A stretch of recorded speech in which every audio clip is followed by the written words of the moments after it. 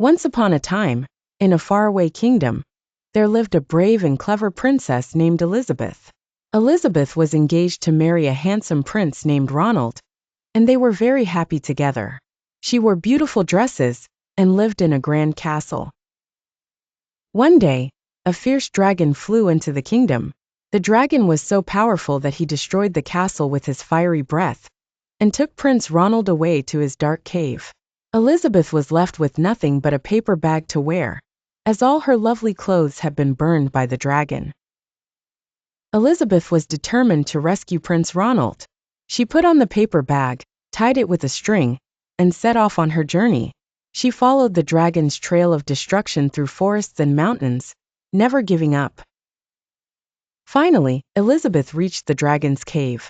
She saw the dragon resting after his rampage.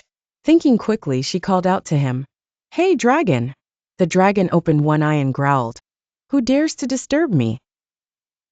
"It is I, Elizabeth, the paper bag princess. I've heard you are the fiercest dragon in the world," she said bravely. "But I bet you can't burn down 10 forests with your fiery breath." The dragon, feeling proud of his abilities, took a deep breath and let out a massive flame. Elizabeth clapped her hands and said, "Amazing! But I bet you can't fly around the world in 10 seconds.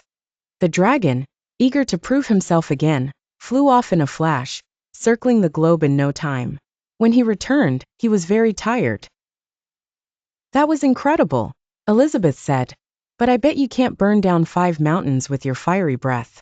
The dragon, now exhausted, tried to breathe fire, but could only manage a small puff of smoke. He was too tired to continue. Seeing her chance, Elizabeth said, "You're such a great dragon, but it seems you've run out of energy. Why don't you take a nap?" The dragon, too tired to argue, laid down and fell asleep instantly. Elizabeth quietly tiptoed into the cave and found Prince Ronald. "Ronald, I've come to rescue you," she whispered. Prince Ronald looked at Elizabeth and frowned. "You don't look like a princess. You're wearing a dirty old paper bag. Come back when you're dressed like a real princess." Elizabeth was shocked and hurt by Ronald's words. She had just braved many dangers to rescue him, but he only cared about how she looked. Elizabeth stood tall and replied, "Ronald, your clothes might be nice, but you're not a very nice person." She turned and walked out of the cave, leaving Ronald behind. Elizabeth returned to her kingdom, where everyone cheered for her bravery and cleverness. She realized that she didn't need a prince to be happy. She was strong and smart all on her own. Elizabeth lived happily ever after, proud of her adventures and the lessons she had learned. She knew that being kind and brave was what truly mattered, not fancy clothes or what others thought. The end.